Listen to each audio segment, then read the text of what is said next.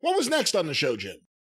Well, I'll tell you what was next on the show. The introduction of the newest addition to their announcing roster. And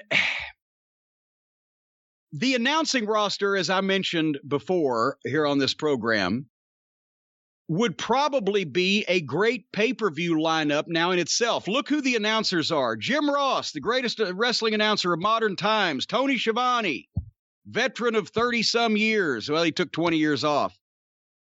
The Big Show, Paul White, Taz, and now the world's strongest man, Mark Henry. What does the announce team have in common that all of the other people on the roster don't? They've all drawn money in the wrestling business. But they're all announcers. Do you remember the last time we saw Mark Henry on WWE television? I do, only because it was also the last time we saw the Big Show on WWE television. And was Christian there too that night? I don't remember. I don't know. He might have been. This might be a lesson to Vince and the writers. Do not humiliate and embarrass and browbeat your Hall of Famers and legends and tell them they're not worth a shit and they can't fucking wrestle anymore and they're just fodder to be tongue lashed by your modern talent, because those guys will then just go over and take the fucking Mark billionaire's money to be announcers. That's what Mark Henry, we said that. It wasn't it Randy Orton that just came up and talked to him like a piece of shit? It was Randy Orton doing that to all the legends, I think. Yes. If Mark was on the scooter because he had a bad ankle or bad something, he'd had something done, and he's on a pedal scooter, and he just had to stand there with his fucking head down and let Randy Orton tell him he was a piece of shit, and then left with no rebuttal. Well, here's his rebuttal. And we've mentioned this on one of the programs recently. That's the way Vince lost Randy Savage. You're too old. You need to get out of the ring. We're going to make you an announcer. Savage did not agree. Now they did it with Big Show. And as we mentioned, it's still everybody getting what they want, because these guys are getting, I'm sure, a lot of money to come down and sit and watch these bad matches and call them. Vince doesn't have to pay these guys anything now, but at the same time, as soon as whenever this ends, Vince will bring them right back and have them guest again or do whatever the fuck, and they're already Hall of Famers.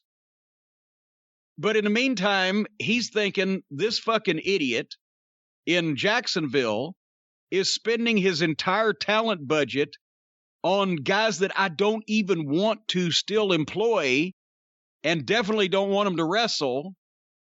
So let him.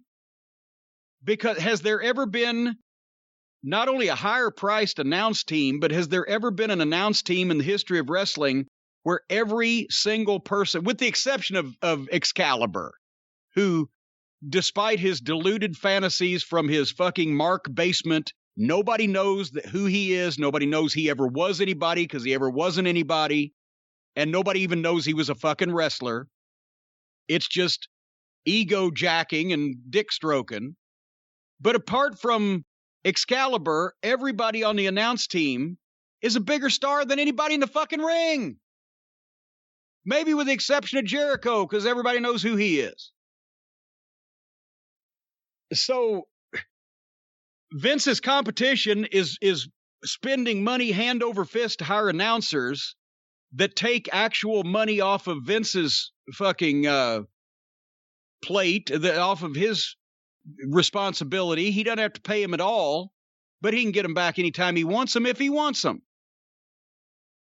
So poor Mark Henry, I said, why the fuck would Mark have stood there and gone for that?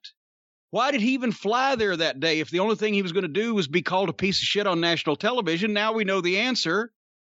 He came, he saw that. He figured, well, I see where this is going. I'm going to get all the money on my whatever contract I have, and then as soon as I'm able, I'm taking the Mark's money in Jacksonville. So we need to keep a list of everybody that Vince McMahon does not want to be an active wrestler anymore, And whenever they're humiliated, they're the next ones to AEW.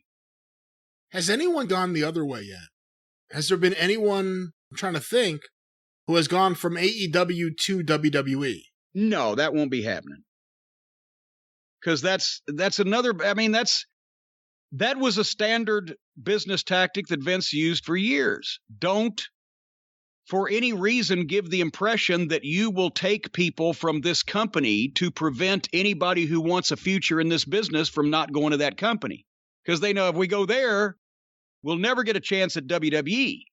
So the only time that somebody's going to go to AEW is when they already know they don't have any chance in the WWE because they're too small, too outlaw, too cartoon, or, look like a fucking, meth-addicted mechanic like Pockets. So, I mean, everybody gets what I'm glad Mark's getting, a good payday. You surprised? Well, only because I didn't know he wanted to be an announcer. I'm not surprised that after... He wants to be involved. I mean, he wants to be involved in wrestling and he wants to get paid for it. Are you surprised that this is another guy that seemingly from interviews we've read and heard over the last few years has always expressed a desire to keep working with Vince McMahon? All of a sudden, that's over. Yeah, they ran him off because they talked about him like a piece of shit. It was unnecessary. Didn't need to happen. And, I can see him starting to plan his exit right after that fucking little episode aired on television. But anyway, no, again, you can't be surprised because you can be puzzled, but not surprised. I'm not surprised. He was available. He's a big name. Tony Khan snatched him up. I can be confused because what is the strategy here of having the largest wrestlers in the world as your announcers to make your current wrestlers look even punier and smaller and more like children? And spend a bunch of money on guys that are not going to fucking get in the ring. I can understand spending money on Jim Ross because he was a franchise fucking announce get, in that instantly you've got the voice of a lot of people's childhoods. But now they're just spending money to get every fucking wrestler that either can't wrestle anymore, doesn't want to wrestle, or doesn't want to wrestle regularly into the fold somehow. And then expand your lineup of your potential pay-per-view from the announcers to the announcers and managers. Now you've got Jim Ross, Tony Schiavone, Mark Henry, The Big Show, Taz, Arn Anderson, Tully Blanchard, fucking Jake Roberts. These are some of the biggest names in the history of wrestling, and not a single goddamn one of them can wrestle anymore.